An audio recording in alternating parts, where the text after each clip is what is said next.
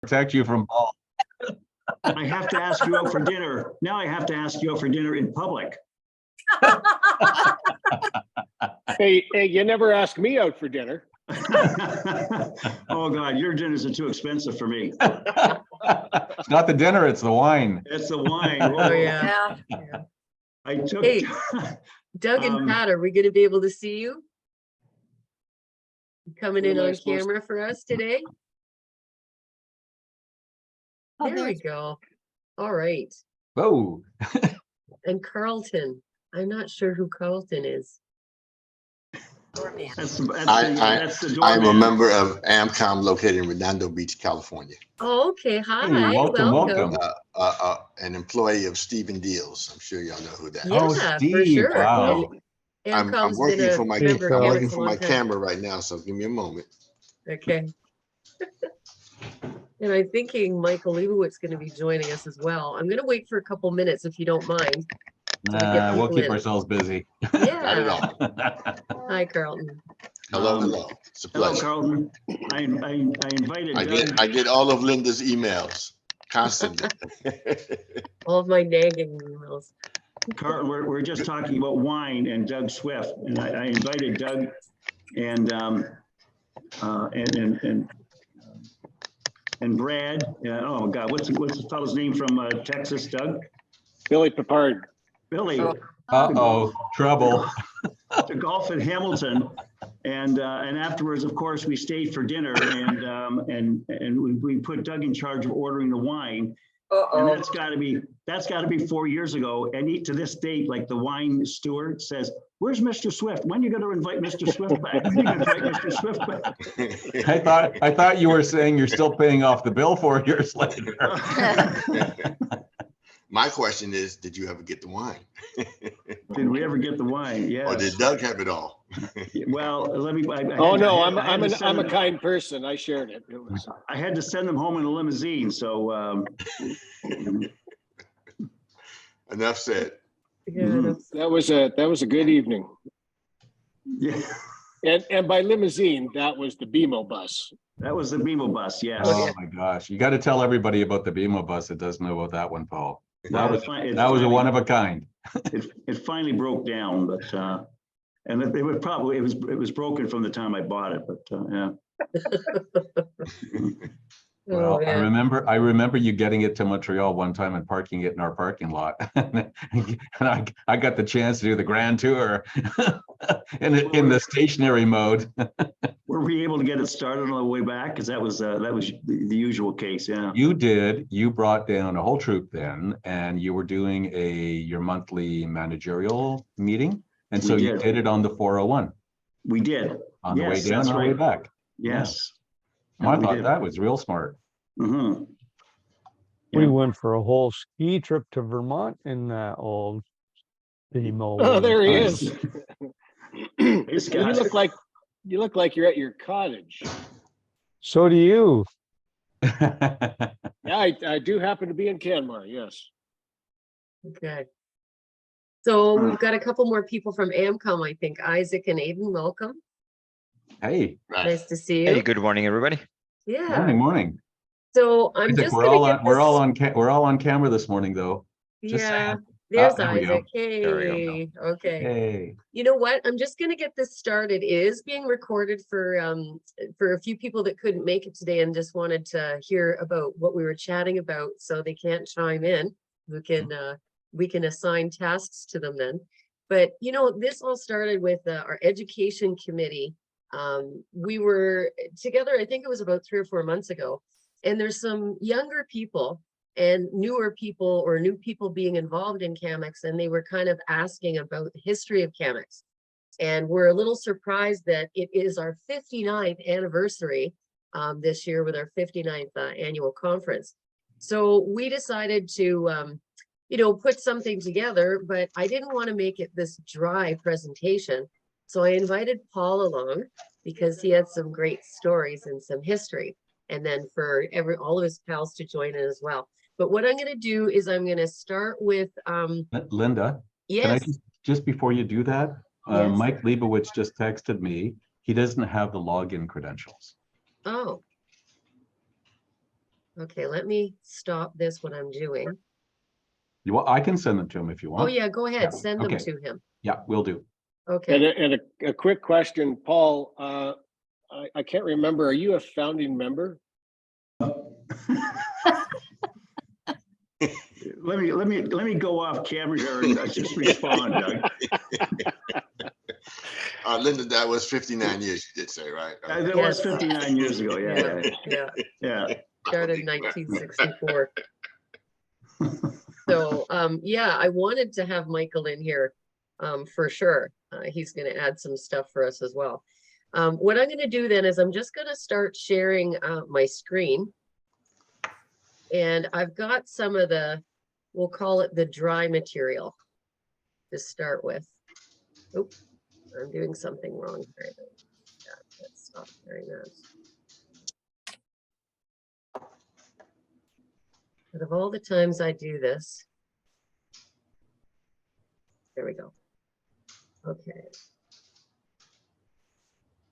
So again, you know, we were asked from the education committee to put something down and for recording. And so this is some of the dry stuff. So of course, this is where we really began, right? Back in the day with our cord boards. And well, before that, it was black phones on a table somewhere. And again, I know that Paul has some stories for you on all of this stuff. So basically, we're an industry trade, not-for-profit, industry trade association representing telephone answering services and now call centers. And, you know, we're really there to share best practices. And I think for, you know, as far as, you know, what we're really known for is our training, our quality training, and we give it at every level. So back to the very beginning, we have the Telephone Answering Association of Canada, TAC, was started in 1964. And the first president of the association was Mr. Larry Aaron of Ottawa, Ontario.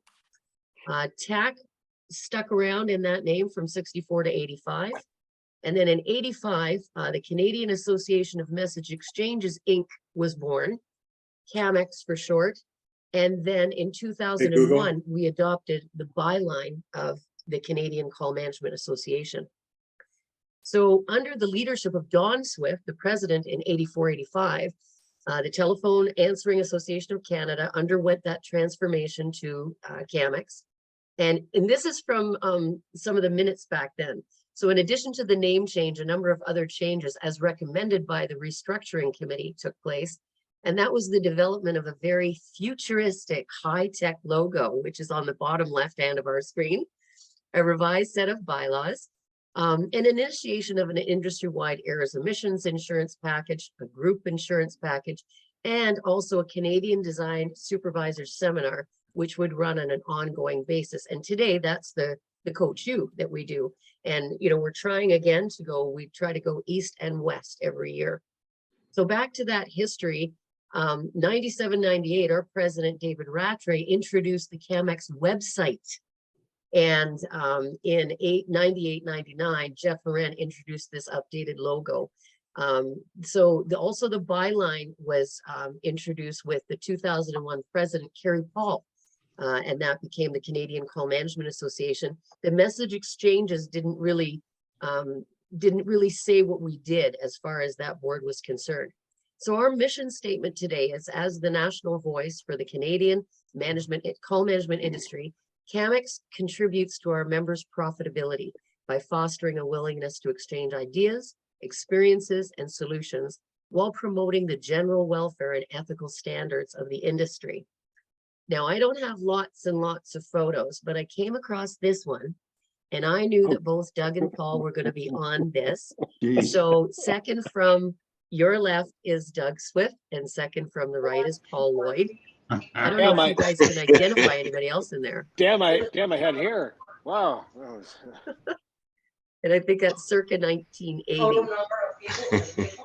And then just to bring it forward, it was just one that I pulled. This is 2011 circa, I think.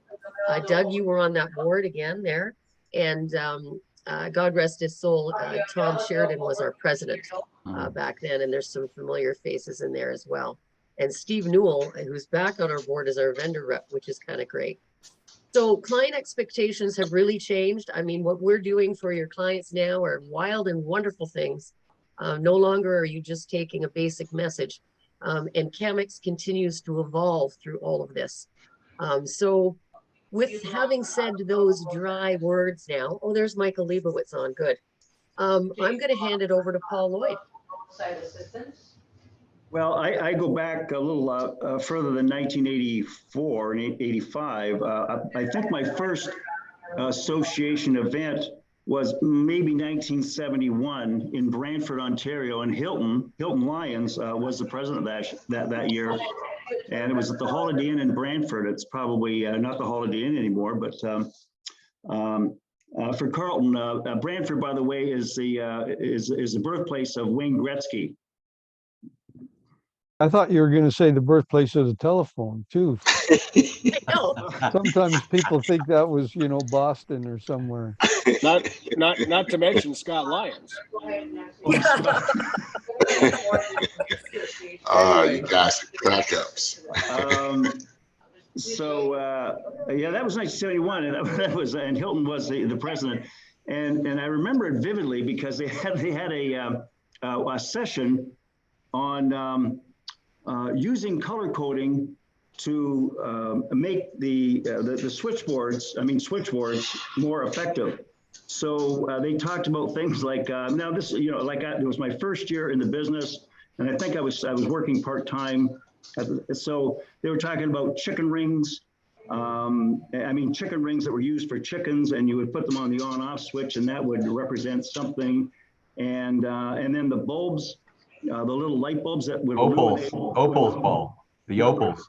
Opals. Oh, that's right. Yeah, good one. Yeah, good one, Gary. Opals. They talked about using nail polish to make the colors different. So if it was a green, it was 9 to 5. It was orange, it was 8 to 6. It was red, it was 24 hour. But it was green with a little pink dot of nail polish on it. It was 9 to 5, just Monday to Friday. And if it was 24 hours with a little green dot on it, a nail polish, it wasn't 24 hours. It's just from like 5 o'clock at night till 9 o'clock in the morning. Anyway, I thought it was kind of an odd session, and I still remember it today. And by the way, we used nail polish on the opals, and we used chicken rings, and we bought them from Renee Baker, who was our first executive director of the Telephone Answering Service Association of Canada. So that was my first exposure to CAMX. And there was a guy from, not even sure if I should say this, but you will anyway. From Trois Rivières. Who would that be, Gary? No idea. Oh, good. I'm glad you don't know. Anyway, Can't get sued, Paul. I was very young. I was like 20 or 21, and and hadn't been outside of Hamilton, Ontario my life, and here I am, like 20 miles away in Brantford, and this guy comes in with his mistress, and I thought that was kind of a great idea, by the way, but I'm glad we don't remember his name. Oh, maybe Brenda remembers his name. It doesn't matter, I guess, but it was a memorable event.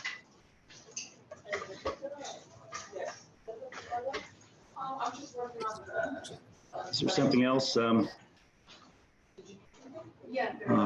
I can talk about the name change if you want me to talk about the name change. Sure. So in 1984, Brenda, I'm not sure if, were you on that committee, the name change committee?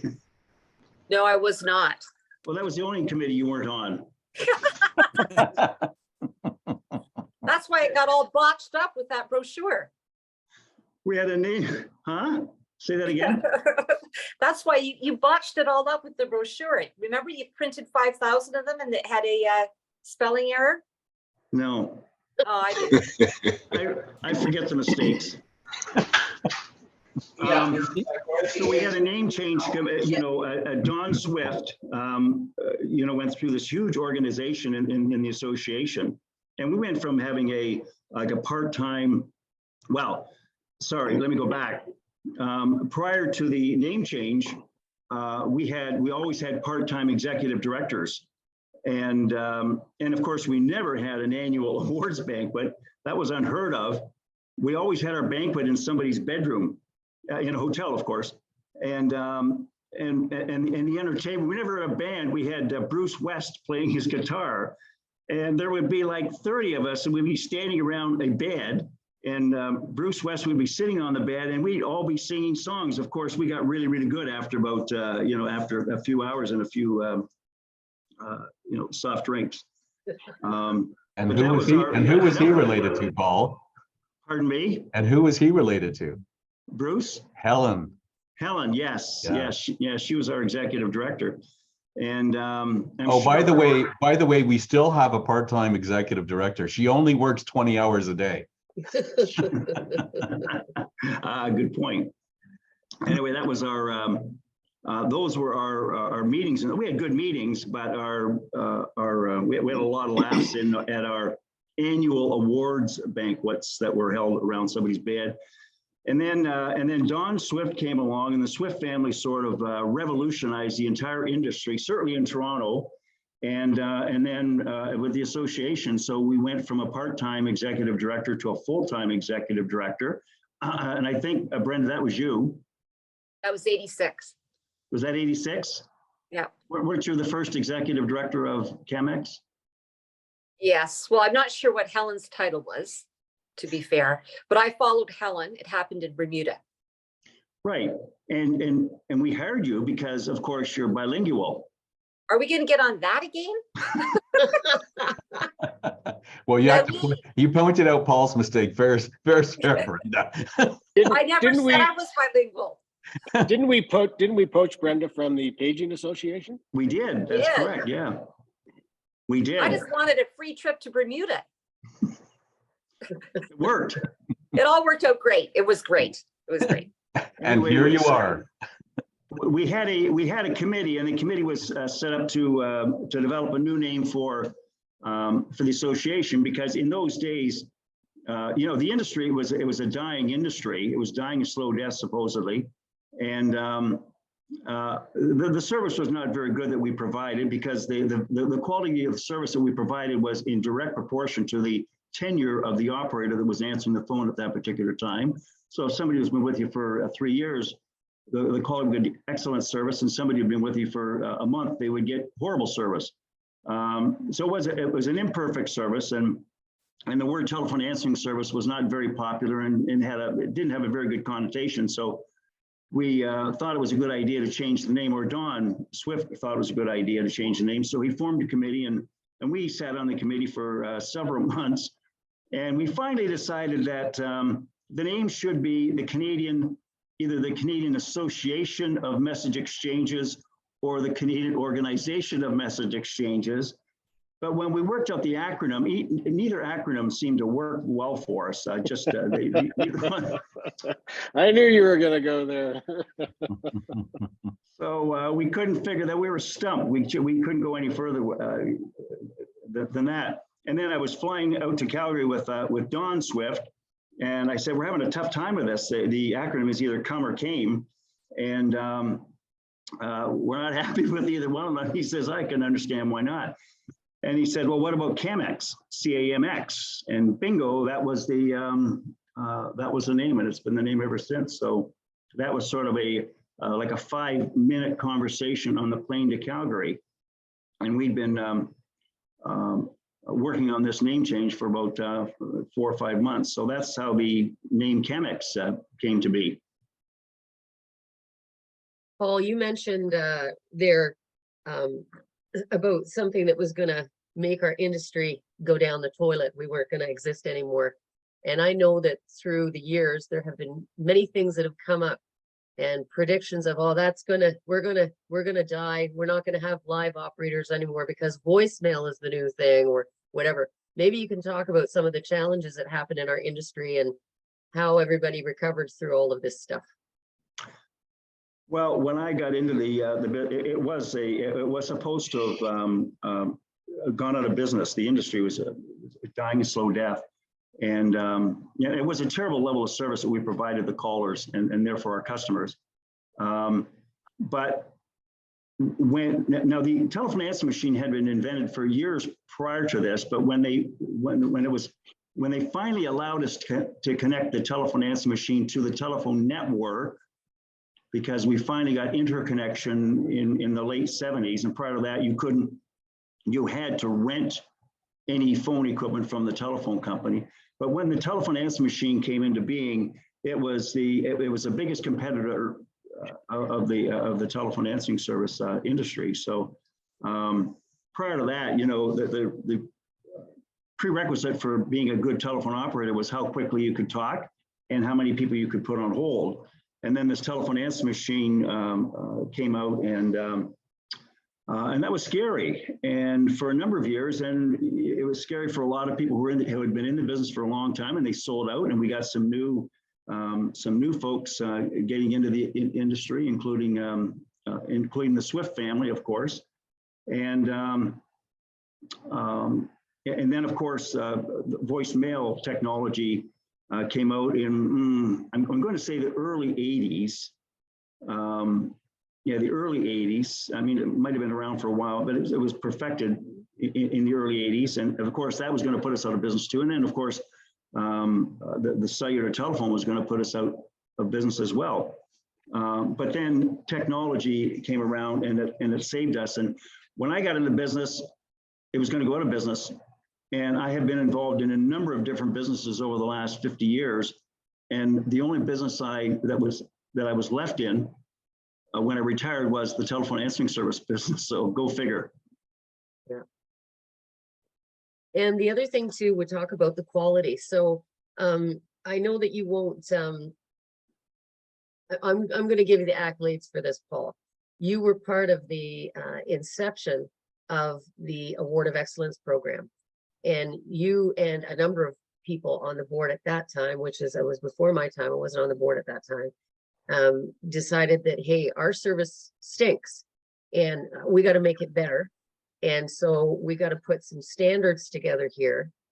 So again, the Award of Excellence program came from the telephone answering service industry. It came from the members of CAMEX. The ATSI Award of Excellence program is our program that is now named ATSI. We run it for them, but the inception, and it started in 1989. So why don't you talk a little bit about that committee and what your thoughts were when you were creating some of these standards? I should let Brenda talk about that, because Brenda was on the committee, and so was Barb Clausen. And who else, Brenda? Scott was on it. Scott? Yeah, but okay, Paul, you were the chair of that. You were the one who really made it happen. Yes, but I was. One thing that led oh man, well, I should have known I was walking into that. But one thing that really brought along the need for us to build an awards program is that, like, when I first started in the business, believe it or not, there was no call forwarding. And remember the old days, so everyone was hardwired in. So I would get a call from the company that Paul now owns, Answer Plus, and they'd say, hey, can you service these exchanges, right? And you go, yes. Well, so you just call around. There was really no competition unless someone started in the exchanges that you could serve. And so it was, my recollection is that the people with the better services, once call forwarding came in, they rose to they were the cream of the crop because they did provide better service. And that's when the group of us sort of realized, hey, we should all be providing that level of service.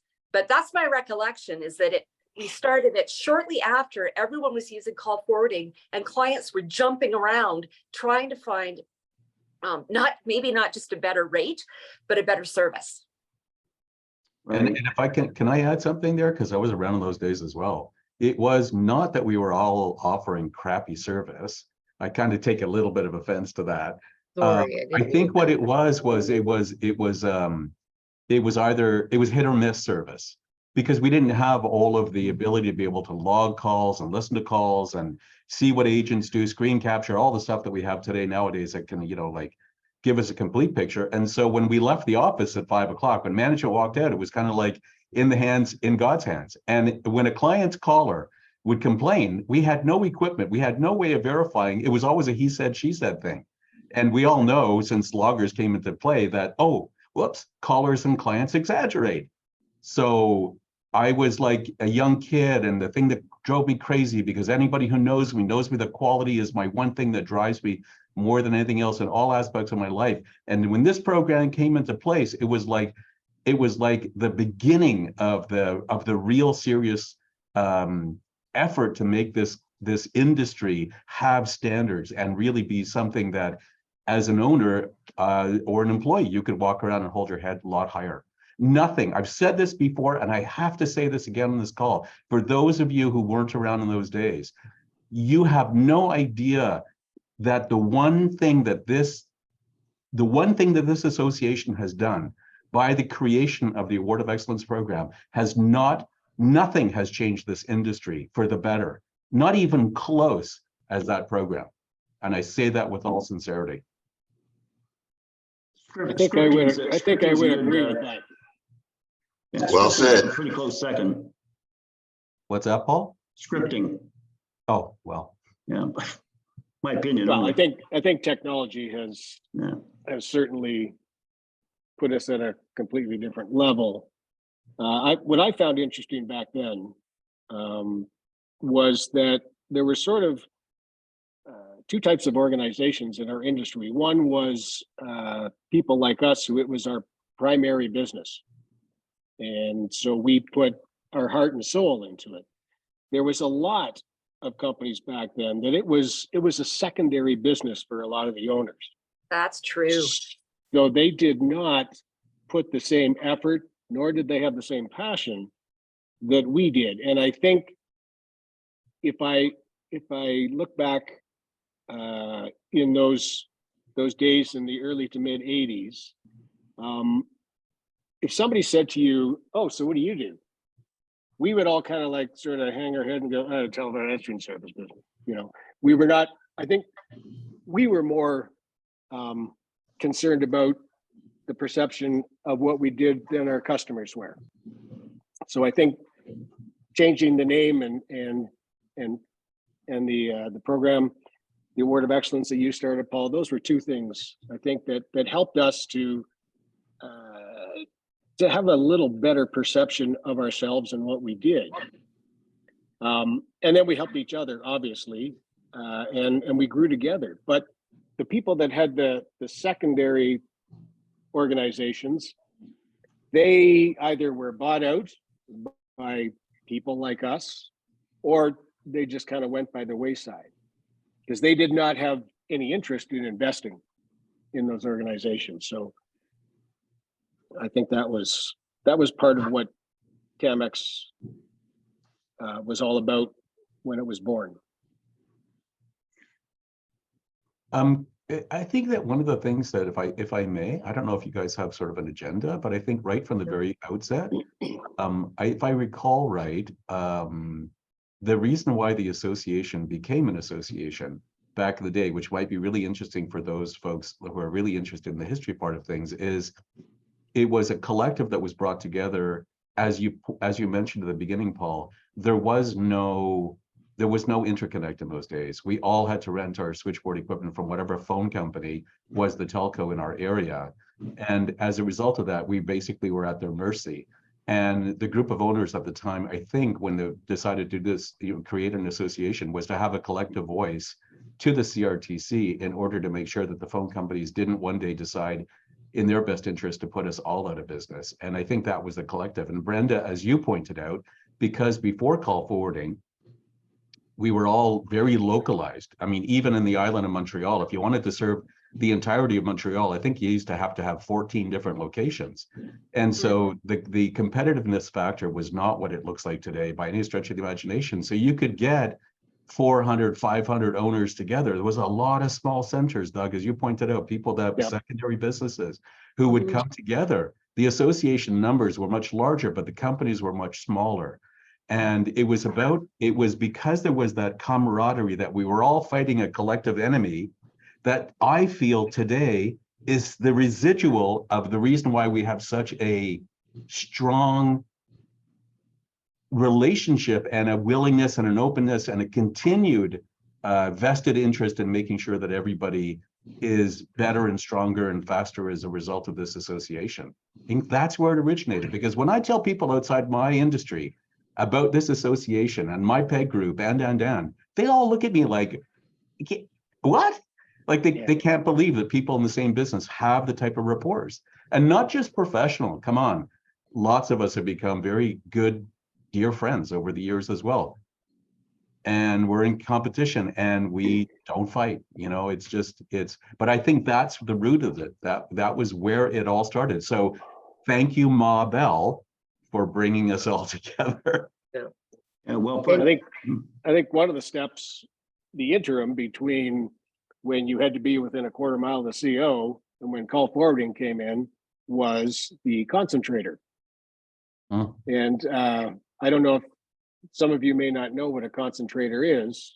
And essentially what it did was it would allow us to serve customers from a different exchange than the one that we were actually physically in.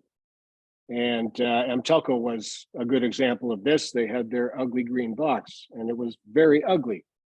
But you would take 100 lines coming in to this concentrator. You would pare it down to 4 lines. And I wish Mike Leibowitz was here because he could explain it a lot better than I could. Yes. Okay. I'm here. Okay. And then at the other end, it would expand back to the 100 lines again. These things would forever go down, but they would never go down during the day. They would always go down about 2 in the morning. And they were located in, because we didn't want to spend any money on this, as little as possible. So they would be in places that were probably not where you would really want to go at 2 o'clock in the morning. And I distinctly remember I was the one that got to do that. So I would tell my wife, in a parking garage. One of ours was in a parking garage. Yeah. Yeah, exactly. Yeah. So I would go out, I'd get the call and I'd go out and I said to my wife, if I'm not back in a couple hours, call the police. Oh, boy. You just referenced Michael Leibowitz. I wanted to introduce to those of you who don't know, Michael Leibowitz was our first American president of the Canadian Call Management Association. I want Michael to talk about this, but before I do, when I became the executive director in 2000, and it was supposed to be a temporary job for 6 months, 23 years later. But the thing is, we didn't have, so the quarter mile of the Bell CO, all these little mom and pop shops, and then the stronger took over the little ones. And so we have fewer members, but they're stronger, right? So we were looking at where we're going to get new members in CAMEX, and I've got my sales hat, marketing hat on all the time.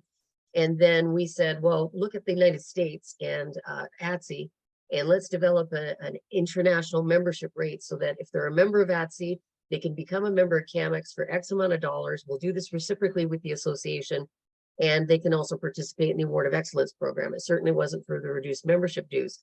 But in my estimation, my 2 cents, is that I saw the most up and coming smart people in the industry from the United States were the first people to join.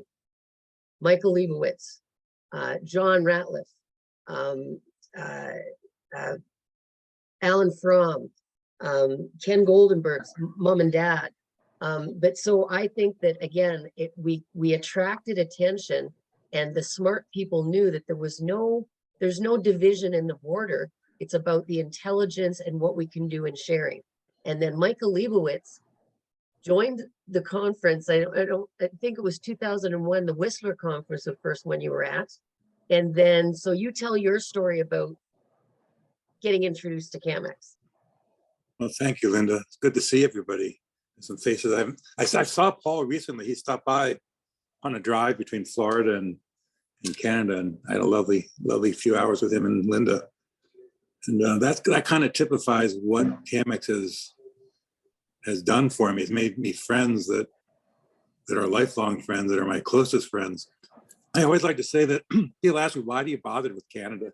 I mean, it's different countries far away. Why do you even bother to go up there? And my answer has always been that whenever I come home from Canada, I come home a nicer person. you guys have, yes, you guys have made such a difference. Linda invited me. I don't know how she found me. We think you're nicer now too.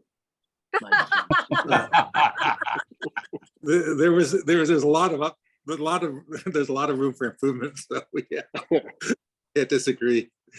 And by the way, Paul, I hadn't seen Paul in a while, and he was here, as I said, a few months ago. And this man is trim and fit and full of energy. I'm very impressed, Paul, by what you've done personally. Anyway, Linda found me somehow for Whistler to give a talk on remote agents. The technology had just gotten to the point where we could do that. So I came out, I'd never been to Whistler, and I came out there and it was snowy, and I thought that was really bad. Turns out that was Canadian Nirvana. I was kind of ignorant. So I did that. Mike, that was a hell of a snowstorm at that conference. Yeah, Like people were stuck. we were stuck. Yep. Scott Lyons had not yet taught me how to pray to the snow gods, so it was new to me. So that was fun. I enjoyed everybody, and next year I was NAO president, and I invited myself to come to Nassau, and Linda didn't say no, thankfully. And I met a bunch of you there. I can't remember exactly who. I remember Sydney Ryan for sure, and her daughters from Nassau, but I'm sure a lot of you were there.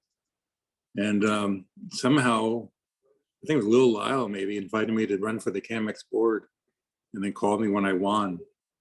So it's been it's been a lot of fun. It's been educational. Everyone on this call is close friends. I think I saw Peter Sherman's face up there a minute ago. Is that right? Was Peter on this call? I wish. Oh, no, okay. I didn't see him. Hard to say what people look like anymore. Gary Blair, I've gone to visit Gary in Montreal a couple of times, and I can't even imagine how empty my life would be without all the friends I made at CAMX. And then professionally, the Award of Excellence. The Award of Excellence is, as Gary said, is such a significant thing that that I proposed to the NAO last year, that we named Paul to the Eternal Hall of Fame, or whatever they call it now, the list of gods, and everyone agreed immediately. Gary, I think Gary fell into that selection process as well. So the Americans have come to appreciate all of you very, very much. The NAO SASA program is run by CAMX, and the Gary Huddle's program is run by CAMX, and it's made such a difference in industry. So again, I just want to acknowledge all of you and thank you for being my friends. Talking about the Award of Excellence program, it didn't start off as smoothly as we wanted it to. Brent, you're going to have to help me with this one, but. Oh, come on. Oh, yes. We hired that guy, that friend of yours, Paul. Nice. Oh, the funny voice. With the funny voice. And he would say at the end of every call that he was the cervix exurber. Who? He was a customer. We were in the business of renting telephone answer machines at the time, and he was a customer of ours. And he was blind, by the way. He was blind. And he phoned me up one day and he said, I'm having some problems with my telephone answer machine. Can you help me out? And the guy who was in charge of telephone answer machines was on holiday, so I had to take the call. And I said, I'm trying to help him through it. And I said, well, just push the little red button first. And he said, I'm blind. And my response was, I see. Oh, gee. Okay. Oh. Anyway, I felt so bad. I said to him, I'm going to come over to your house and I'm going to fix your machine for you, which I did. And him and I became pretty good friends. And I thought, this would be a perfect job for him, would be a mystery caller. And so we hooked up a system for him, and he would call, our customers, and we would tape record them on little cassette tapes. And then I introduced him to CAMX, and we started the Award of Excellence program with him being the mystery caller. So, but he did have a little bit of a, was it a lisp, Brenda, or? He had a distinctive voice. Yeah, So yeah. it didn't take long for staff members to know that they were being, that it was a It call, was very, an award very call. distinctive. Yes. And he would, Let's well, just first leave of it at all, that. It was What's like, that? it was like Pee Wee Herman distinctive. okay, it wasn't the best pick, but anyway, first of all, he would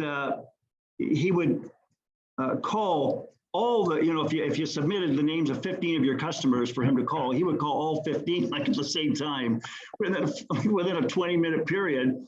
So as soon as he called, everybody, you know, the one operator would say, to announce all the rest of the operators on the shift, hey, the Chemex mystery caller is calling right now. And then at the end of the call, he would say, okay, just disregard this phone. This is this call because this is a cervix server. I don't remember that until Brenda told me that story a couple of years ago. You know, to be fair, that was the infancy of the program. And Yes. you have to, any program starts somewhere. So, you know, we can chuckle about it now, but we were just getting it on the ground. And, you know, now it's as slick as can be under Linda's leadership. Yeah. Well, I've got to mention this because when I came in, the mystery callers were all around within driving distance of where the Chemex office was. And we were still using cassette tapes back in the day. And all of the paperwork, all of the CPS forms, those client profile sheets, it was all pieces of paper. And I had to, you know, and it was all faxed or mailed in. And then, you know, there's the physical, you know, putting through their checks and their invoice and all that. And then I was running around to all the callers. And then the judging would happen and I'd have to sit in case the judges weren't agreeing on things.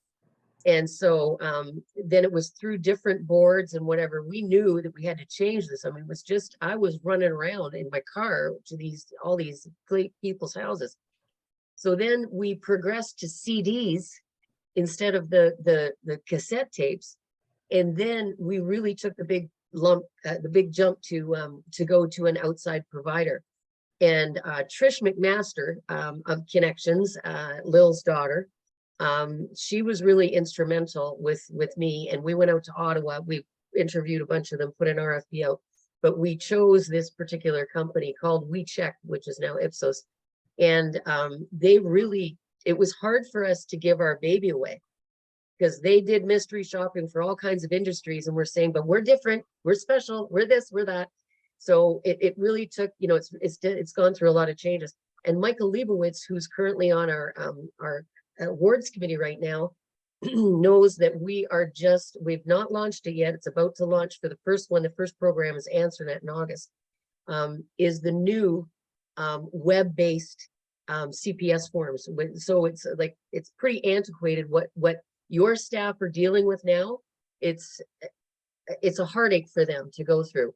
So we're going to make it easier for them. But again, the progression, and you're absolutely right, Brenda, with any program start, Gary Blair here was instrumental in not only, you know, through the awards committee chair for all the years, but the development of the AOE Plus program.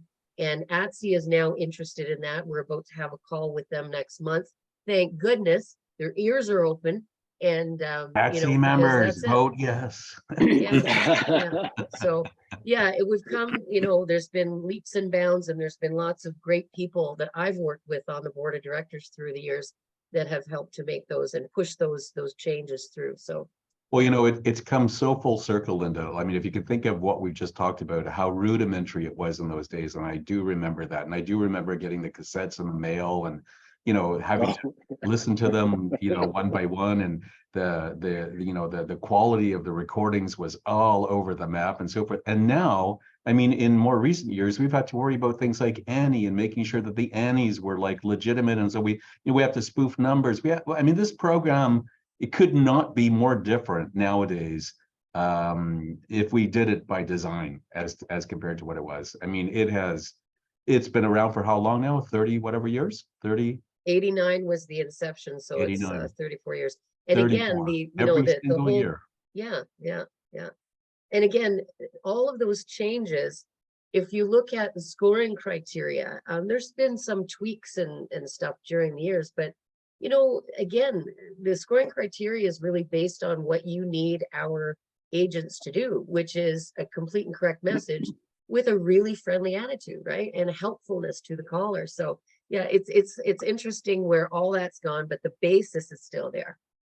I have to comment. Sorry, before we actually changed the scoring criteria, I remember being in Kelowna, and I'm sitting with John Ratliff during the awards ceremony, and I think there was, like, of all people who participated, the companies, I think there was 6 or 7 that did not get the award of excellence.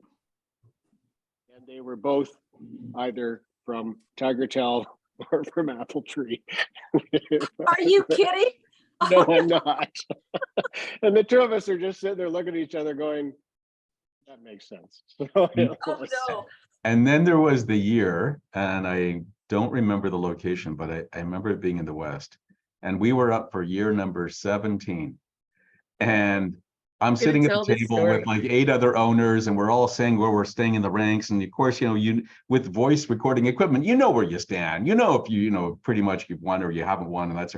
And yet you still have that anxiety before your name, your year comes up, and so forth. And it was Mike Shantz, because we were always neck and neck, was sitting at the table, and so we were like year 17, and Mike goes up, and then it's like, okay, now we're moving on to year number 18, and Ida, remember Ida, everybody? So yes. Ida was still around, Ida was live, and I'm sitting there thinking, there's no effing way that this happened. There's just no way. I got to listen to these calls. And then it went on to year number 18, and then Ida, I saw her walk up and tap Linda on the shoulder, and I went, that's the tap I was waiting to see.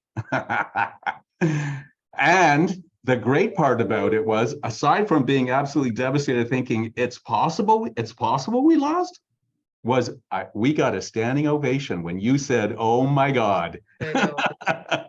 The only time I've seen a standing ovation at an award of excellence ceremony.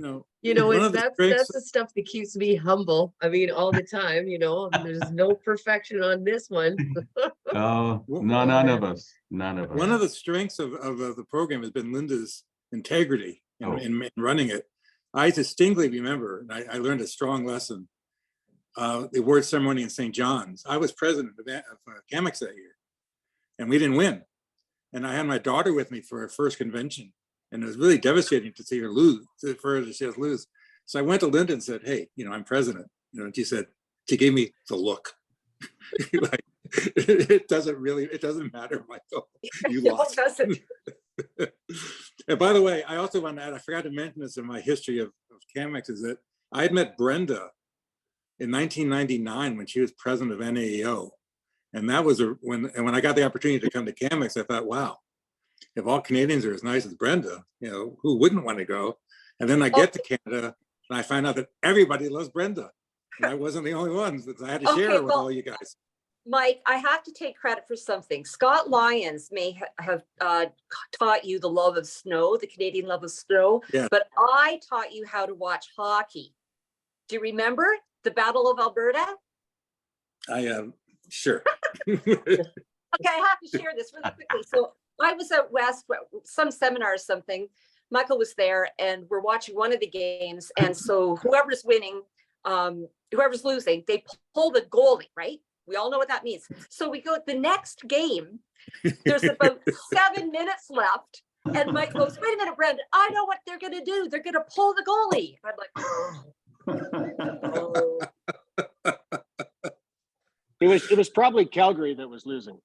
I think at that time it was, yeah. Yeah, still is. Yeah. So I have to focus. I just have to go over to Pat Voss for just a second. Because, you know, one of our strengths in CAMX is about teaching and training and mentoring. And Pat has, from when I met her, she was always so dedicated to giving time and a place to her staff. She did her own growth. She wanted to do some public speaking and went to Toastmasters, and she's always been learning and growing and you know, going for herself, but she wanted to spread that around. And Pat, can you just talk a little bit about maybe from your perspective, CAMX in the programs that we've provided, the stuff that your staff have been able to be involved in, and again, from the mentoring side. Thank you, Linda.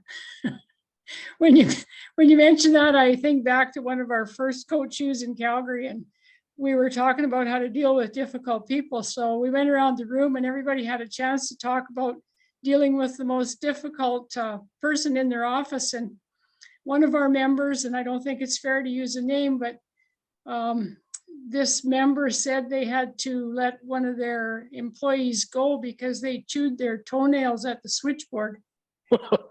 What? So I think after that, the term interactive sessions was born, because then everybody got to share. And sometimes you need that therapy just to tell somebody else so you don't think you're crazy yourself. But Pat, I think we all have stories like that to tell. I think Brenda has a really good one when she wandered into her office late one night. What I did, what? You have a really good story, what you caught an operator doing late one night. Oh yeah, that wasn't good. I walked in on the evening operator and the lawyer that lived upstairs. We were in a brownstone and they were having sex.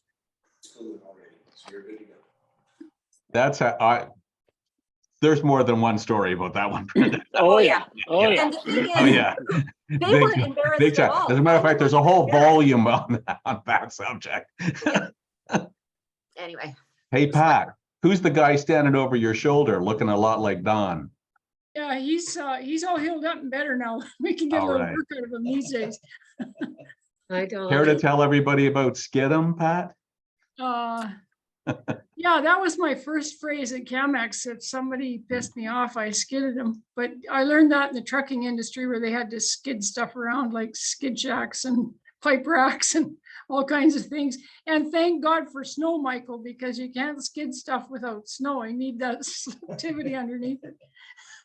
That was the conference that we met when you gave that presentation on Skid'em, Pat. Yeah, And it was the only conference session I've ever been where I think everybody in the room was teary-eyed at the end of it, and less so because of the subject and more so because of your bare-boned honesty. Yeah. It was just one of the most moving presentations I've ever attended. Well, thank you, Gary. So for me, CAMX has been a speaking gift and an opportunity to learn more myself and then share it. So that's really for me what it's been about, and only for 27 years, I might add. Oh, you're a newbie.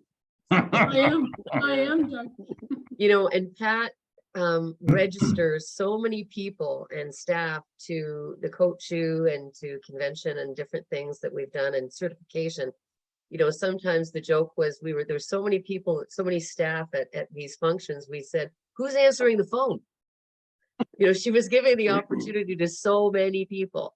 And you know, that's just, again, it's, I mean, it's your love for CAMX, but your love for your people and what you do for them is, I bow down to you.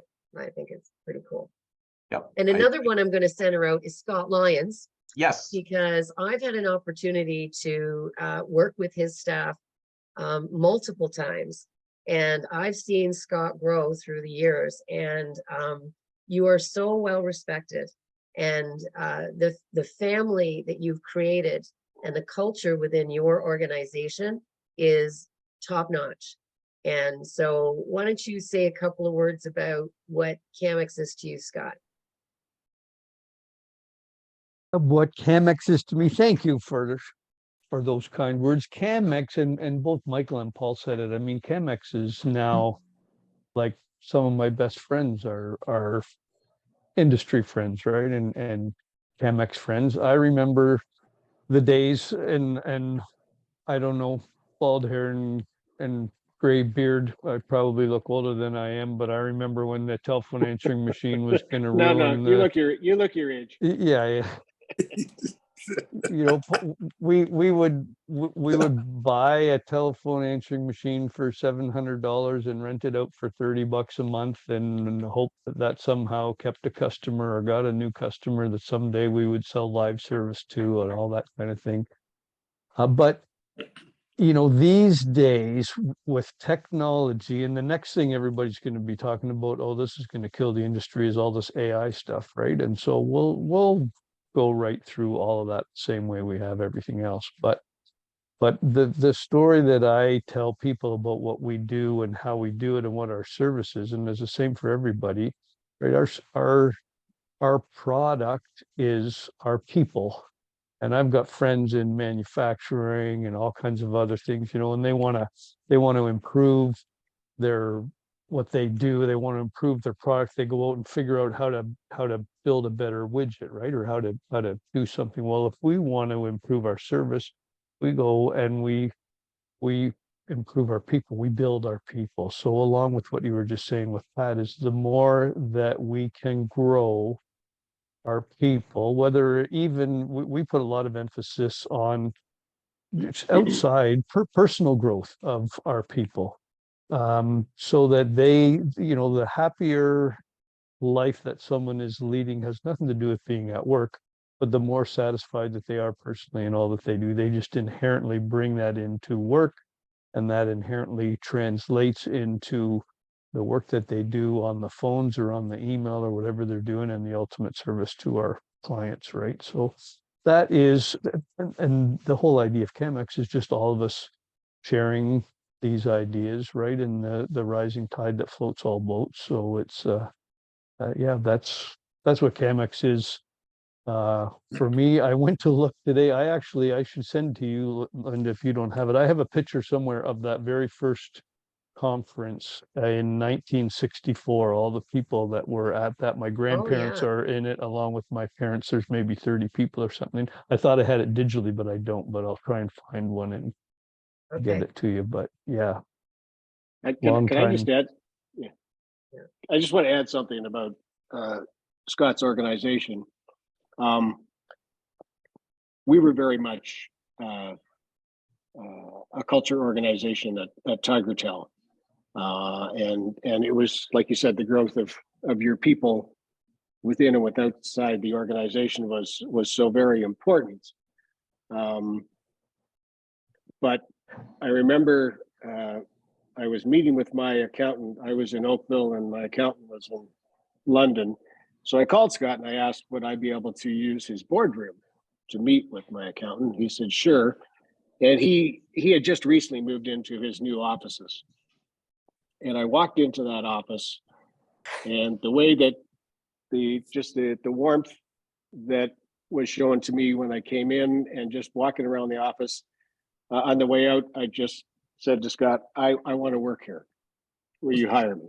And you've just built such an incredible, I mean, most of the people on this call that I know have excellent cultures within their organization. And I think that word's a little bit overused. I kind of like organizational health better, but you are definitely a level above the rest of us. So congratulations. I second that, Doug. 110%. Yep. Scott, I met you at an industry event in Chicago in around 2001 or two, and we bonded over Rotary. We exchanged Rotary pins. And then when I invited myself to join your pay group, you didn't say no. Well, Linda, thank you guys. You know, you- it's a collective sharing like this that grows, and this is how us as owners that don't have, you know, a manager or a boss or somebody who is making us accountable. It's this kind of sharing and learning, especially in pay groups, but in some of the subset of CAMEX groups and ATSI groups and NAO groups. That's where we're all learning to get better and do things right. So yeah. Yep. If And I for can the- just add something, it's working, Scott, because I was lucky enough with Linda to meet a group of agents, many from your organization, many from Answer Plus, Alliance. They were all in the Eastern Canada. No, Pat, you sent some. Yeah. Anyway, I was absolutely blown away by the quality of the people, by the respect that they have for their organizations, and just a complete turnaround to what you would have seen 30 years ago. They feel welcomed. Like Linda, we couldn't believe it, could we? In the open forum, how they were sharing things. And I used to lobby to have agent training away from the owners. And I didn't really know how it would go this time. And it was fantastic. The ideas they were sharing with each other, it was just like being at an owners conference. Except it was the frontliners. It was a welcoming thing to see. I was honored. And We we got are to do looking at, more and more of that. yeah, right? we I think are we looking only- at trying to bring it west. It's just, you know what, it's time and resources. Very quickly, for those of you, the AMCOM people that are here, and I know Diana Gallen's here from Keystone. PEG Group is a profit enhancement group. And it's like a 40% club, and it's owners and businesses that are competitors that get together and share best business practices. And actually they're looking at their statements and everything, like they're like their own board of directors. And they've really, again, when I'm talking about the members of CAMEX, people can't believe that you guys are all competitors and you're that close. You know, never mind the friendliness that you'll have dinner and share wine. You're sharing your companies with each other and really helping each other to grow. So just that we're at the top of the hour. Paul, I'm gonna go over to you. Can I show one yes. picture, Linda? Yep. Can you give me screen share? Yes. One of Oh, our screen share. distinguished Yeah, members you sure can. Hang who on 2 couldn't be seconds here here. today. He Yep. made the mistake of posting this picture many years ago and then tried to recuperate it, you know, that digital footprint, and I wouldn't let it go. Oops, it Yep. still says Go it's ahead. disabled. All right, here we go. But I have it, and I was hoping he'd be on the call today because I wanted to share it. Look familiar? Can you make it out? Oh yeah. Not too pixelated? Yeah. My God, how long? When ago I was have that? shared that before publicly when he was around, I'll tell you, I get the look of death. Yeah. You should have been on this call for sure. So Paul, final words. Well, you know, I just, you can't underestimate the contribution that computerization and automation brought to our industry. You know, with call distribution, with the fact that the information pertaining to an account could be exploded on a screen in front of the CSR, as opposed to relying on little pieces of cardboard, call distribution, skills-based routing, oh my God, fax and email, message delivery, so that you weren't inundated with checking calls at 9 o'clock in the morning and 5 o'clock at night. And scripting, I think scripting was a huge contribution. All of those factors, all of those technology innovations allowed us to do business with people who would never have considered doing business with us in the 80s, or certainly not in the early 80s. And along with the Award of Excellence, I agree, it sort of took us to a whole nother level. I mean, we're all doing business with customers who we couldn't have done business with them prior to automation. So that I think computerization saved our industry. Yeah, for sure. I have to agree, Paul. You know, we've managed to bear through all of the other technologies that were going to put us out of business, but this one is the one that kept us in business. Yep. Look out for AI. But just one last thing I have to say. Gary's company was Alert answering service. Yeah. Wasn't it? It started off as Alert answering service. Yeah. And his logo was a big set of red lips. That was his logo. I don't know why you ever got rid of that logo because it was so memorable. We ended up in Ms. Magazine. And not for all the reasons you want to. Yeah. It was the most electric logo I've ever seen. I don't know why you ever got rid of it. It was just, it certainly was memorable, and it was sort of like, you know, that's what we do. I was just, if I could take 2 seconds, I was at the conference in Kingston last year, and Gary and I are chatting with Sarah McDaniel. And I said to Sarah that the most incredible transformation of the marketing of any organization in this industry I've ever seen is what Gary and Ray Hiltz have done with I-24. It's been really a thing of beauty to watch. And I've told Gary this personally before. So I think if you want to learn how to market your company, watch what Gary's doing. Well, thanks, Doug. I'll give most of that credit over to Ray. My credit was finding him and hiring him. Well, that's What you part of do. it. When You get the best people you can get the find. best people. That's right. That's Yep. right. Hey guys, you know, we're just past the hour, but first of all, it's great seeing your faces, and I really hope that I get to see you in person in Calgary. Another plug.